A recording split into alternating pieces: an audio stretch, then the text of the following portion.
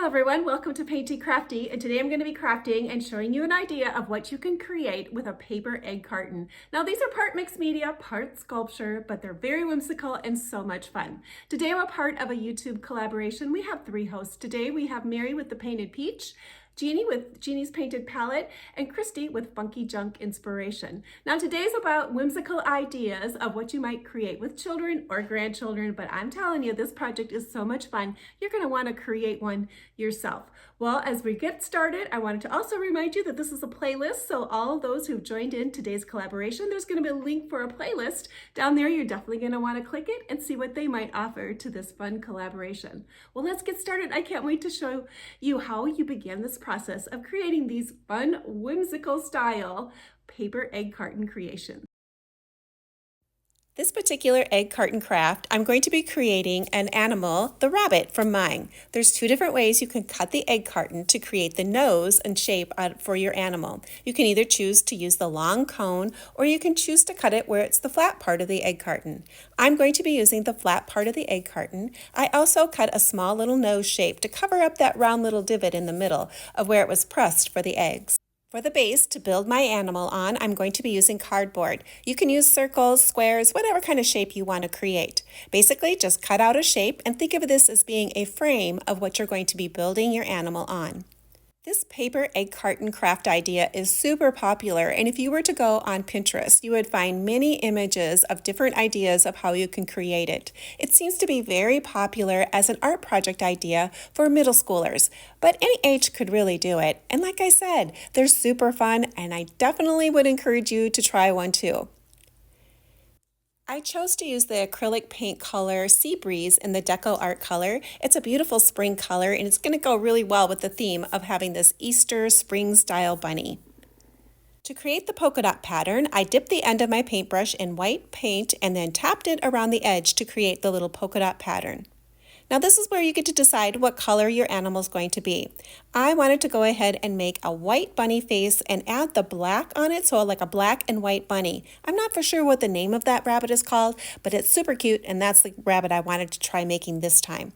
I already had cut this little nose out of the paper, and I thought I would go ahead and just add a little bit of coralish pink to my nose. The really fun part about this project is that there's so many ways to do it. Just use the materials that you might have or that may work for the age that you're working with. So just because I'm using the different acrylic paints and different things like that, don't feel like you have to create it my way. Get creative with what you might have and just have fun. This is all about playing with paint and paper and scissors, whatever you might have. It's just truly a fun project. Here's where I'm showing you what I'm going to be creating my ears out of. I have some brown craft paper, and I just drew some bunny ears on there, and I wanted to do that black and white rabbit, so I was going to be making my ears black. I'm using acrylic paint for this, but you could easily use a black marker. That would work too. I go ahead and add the insides using color crayons. So again, use what you have, whatever it might work to build your item with. Once the head was dry, I took my pencil and I drew my black lines of where I wanted to create this black and white rabbit look. This particular rabbit has a white face down the middle, a stripe of white, and then black patches that come off to the side. So that's where I drew them, and then I was going to take my black paint and paint them in. Now this is how I was doing my bunny, but you most certainly could do whatever you would want to. Take a look at some images online and see what rabbits might look like. Also, you can make them magical and pretend. They can be pink, they can be blue, they can be whatever color you would like them to be.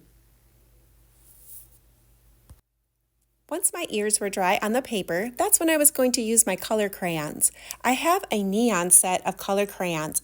That is another fun coloring tool to have, our neon colors. But first I started with the white, and I just scribbled in some white to lighten my area, and then I took this neon pink color and put that over the top of the white, and it just blushed in a nice fun pink color into my ears. Because they were black, I needed to add a little bit of white on there to lighten it up before I could add my pink. And since I had those color crayons out, I decided to go ahead and do a little scribbling on my nose. If you follow along on my channel, you know I like to scribble. So I was going to be adding a little bit of scribbly bits on my nose.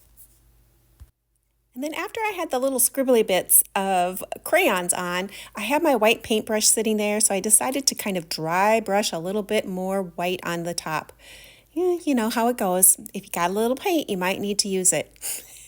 Anyway, do what you have and create the way you want to. That's the fun part of this project. Sky's the limit on how you can create your little animals. Now I needed to create some eyes, so I dipped the end of my paintbrush, a smaller one this time, and a little smaller than the polka dots around the edges, and I created the white parts of his eyes. Then to create the dark part of his eyes, I took a stylus and I dipped it in black paint, and I added the black parts of his eyes with my stylus. Now this might be a little bit more complicated than what a small child would do. Perhaps maybe you would use glue-on jiggly eyes for that, and that would work well too. But I thought he looked pretty cute with his painted eyes. To add a little bit of rosiness to the front of his muzzle, I took some blush and just brushed some on. It worked perfectly to add just a little bit of color to the front of his muzzle.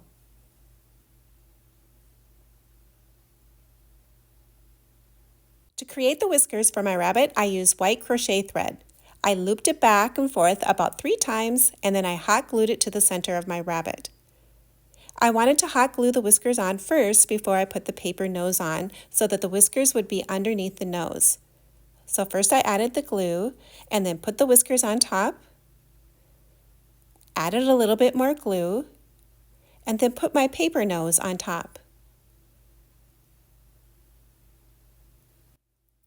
Once the glue had dried, I just simply snipped the ends of my thread and created the length of whiskers I wanted. The whiskers thread really did stick out nicely. It didn't just wimply fold down, so I recommend the crochet thread. It worked really well to create the whiskers for this rabbit.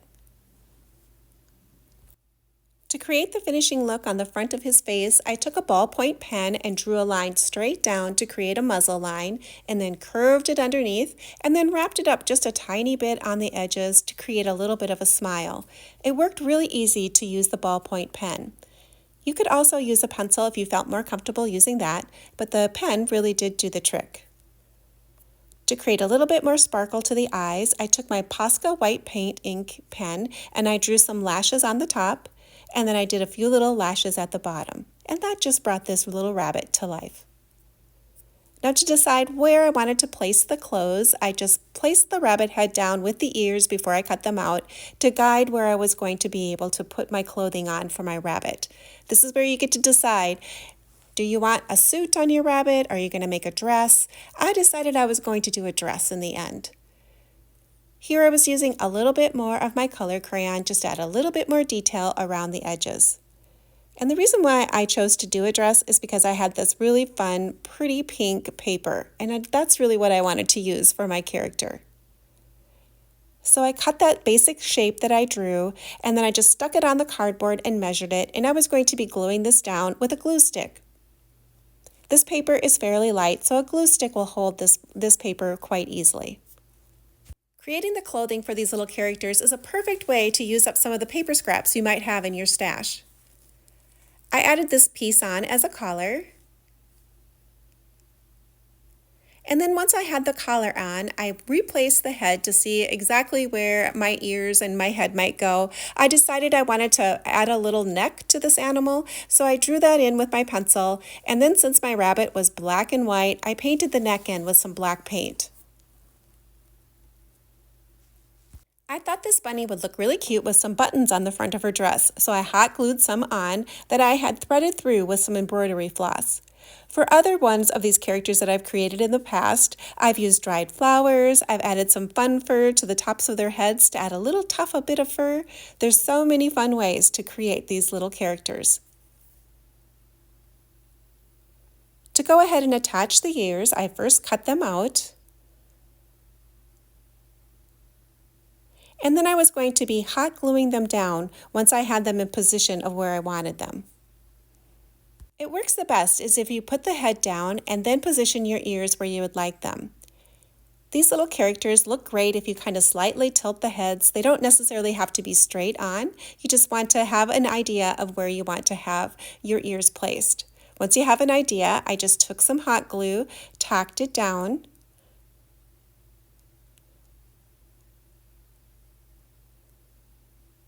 Then added a little bit more glue to the top. Start small right away in case you need to move them.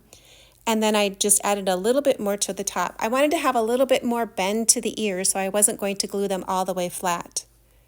To glue the head on, I just took some hot glue and went around all the way around my head. Now, if you're working with children, this is the part that you're definitely going to have to do to help them with.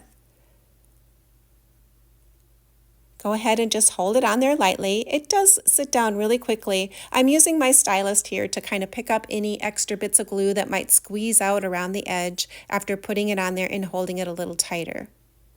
You want to have pretty good connection of your rabbit head to the background, so you are going to need to kind of hold it down just a little bit. Once I got this far, I thought she'd be super cute with some sort of necklace, and I had this little string of pearls in my stash, and they were going to work perfect to create her little necklace with. I thought my bunny needed some arms, so I used the same fabric that I created her dress out of, and I created some arms for her. I created some irregular, elongated triangle shapes. And once I had them glued on, I used some black paint and painted some paws at the end. Creating little animals with human qualities are just one of my most favorite things to do. I love the whimsical look of these little animals with clothes on them. Kind of reminds me of Beatrice Potter type of look, except for these are a lot more whimsical. I took some black ink and wrapped it around the edge just to bring a little bit of that black from the bunny to the edges. And the black ink really did finish it off nicely. I didn't show it, but you could easily add a little bit of jute twine to the back or ribbon to make a hanger for these if you'd like to hang them. I was going to be displaying this little guy in a little easel, so I didn't put the hanger on, but if you wanted to, it's an easy way to add one. Well, let's see what this little gal looks like all finished and displayed with some of the other ones I have made in the past. I wanted to say a special thank you to our hosts. Make sure you check out their channels inside of the description box, as well as click that playlist to see all the other videos that people have contributed today. If you're new to my channel and you like doing art and crafts, come on over and see what I'm doing. I'd love to have more creative friends join me. If you enjoyed watching this video today, here's a couple more that you might want to check out. Well, thanks for hanging out with me today, and hopefully you'll come back and see me again. And next time, you'll create right along with me.